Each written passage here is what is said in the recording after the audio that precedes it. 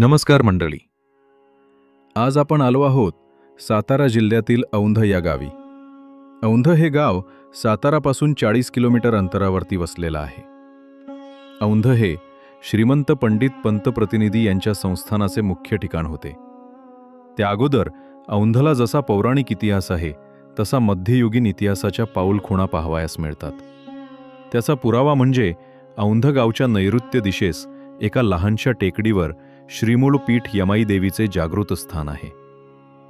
आज आपण याच श्रीमूळ पीठ यमाई देवीबद्दल माहिती जाणून घेणार आहोत. संपूर्ण व्हिडिओ पाहण्याआधी आमच्या यूट्यूब चॅनलला सबस्क्राईब करा.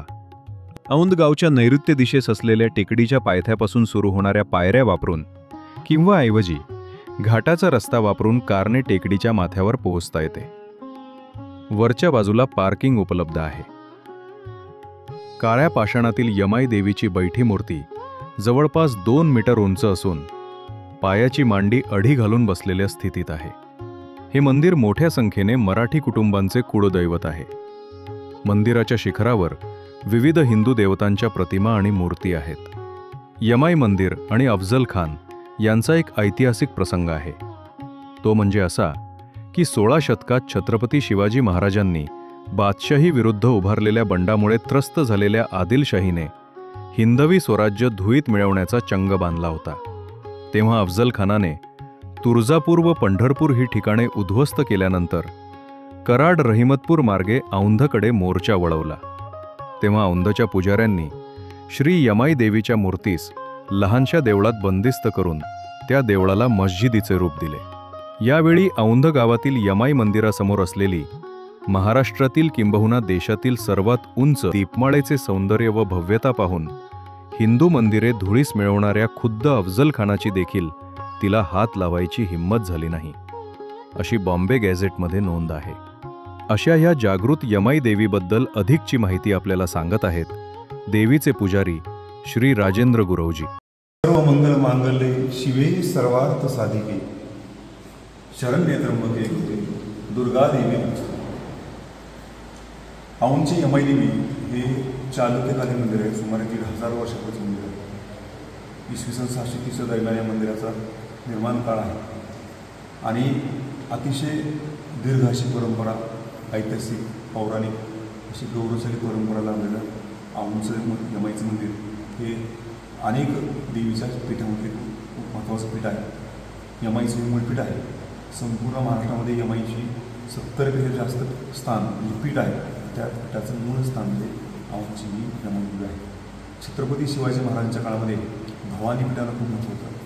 त्यावेळी तुळजाभवानी, मूळपीठ भवानी आणि अंबाभवानी ही अशी भवानी पीठं प्रसिद्ध होती. तुळजाभवानी अर्थात तुकाई, अंबाभवानी अर्थात कोल्हापूरची अंबाबाई आणि मूळपीठ भवानी अर्थात यमाई. ह्या सर्व पीठांच्या मूळ स्वरूपातील स्थानांचे महत्त्व आहे. त्या मूळपीठ यमाईचं स्थान या ऐतिहासिक पौराणिक खूप महत्त्वाचं आहे.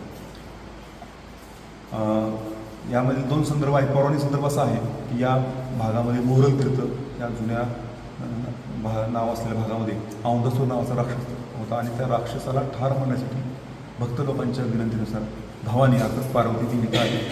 त्यांनी त्या राक्षसावर युद्ध केलं आणि त्या राक्षसाला ठार मारलं. ते उत्तरेकडं ते ठिकाण आहे. त्या ठिकाणी औंधासूर आणि ज्योतिबाचं पहिलं युद्ध झालं.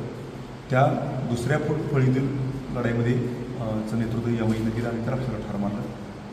त्यावेळी देवीच्या अंगामध्ये बऱ्याच जखमा झाल्या.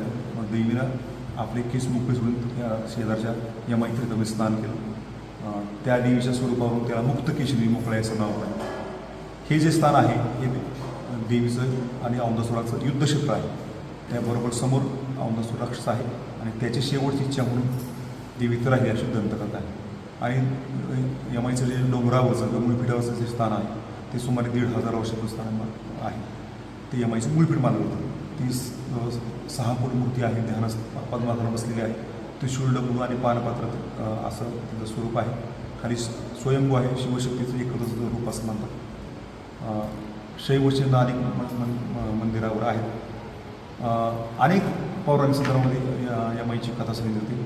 सन 1659ची प्रसिद्ध अशी कथा आहे की अफजल खान छत्रपती शिवाजी महाराजांच्यावर त्यांना आक्रमण केलं. स्वराज्यावर त्यांनी धावा त्यावेळेस एक युद्धामधील डावपेच म्हणून त्यांना असे डावपेच घेतले की हिंदूंच्या पूज्य देवस्थानाला त्रास झाला अशी बातमी छत्रपती शिवाजी महाराज पोचवायची, जेणेकरून छत्रपती शिवाजी महाराज प्रतापगडचा डोंगराळ भाग सोडतील आणि मैदानी भागात येतील आणि आपल्याला त्यांना पराभूत करणं सोपं पडेल.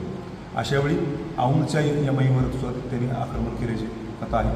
आणि त्यावेळच्या पुजाऱ्यांनी त्या मंदिराच्या उंच भागामध्ये एक अशी भिंत उभी केली की जी मशीद सदृश्य असं होती आणि जी लांबून असं वाटायला होतं मशिदीचा भाग आहे. आणि मग त्यामुळे अफजल खान फसला आणि तो दुसऱ्या मार्गाने गेला किंवा त्यानं या मंदिराला कुठलाही उपद्रव दिला नाही अशी कथा प्रसिद्ध आहे. औरंगजेब ही या ठिकाणी आल्याची कथा आहे. यमाई देवीसमोरचा जो दीपमाळ आहे त्या दीपमाळी संदर्भामध्ये त्यानं तो पाडण्याचा प्रयत्न केला अशी कथा आहे. यमाईच्या मंदिरामध्ये त्यानं उपद्रव दिला नाही अशी पण कथा सांगितली जाते. हे सगळे ऐतिहासिक पौराणिक संदर्भाला विचार करतात. फार प्राचीन काळाचं मंदिर आहे. काही दंतकथाप्रमाणे दंडकारामध्ये ज्यावेळी राम वनवासात चालले होते त्यावेळी त्यांना योग्य असं मार्गदर्शन म्हणजे कुठल्या मार्गाने गेलं पाहिजे त्यासंबंधी मार्गदर्शन यमाईने केलं अशी कथा आहे. त्यातल्या एका दंतकथेप्रमाणे दंडकारामध्ये पत्नी वेळेवानं राम आणि लक्ष्मण दुःखी झालेत असं वाटून देवीने त्यांची परीक्षा केली, स्थितीचं रूपच घेऊन ती प्रकट झाली. त्यावेळी यमाई तू अशी का आली असं रामानं त्यांना म्हणलं, त्यावेळी तिचं नाव यमाई पडलं अशी एक दंतकथा आहे.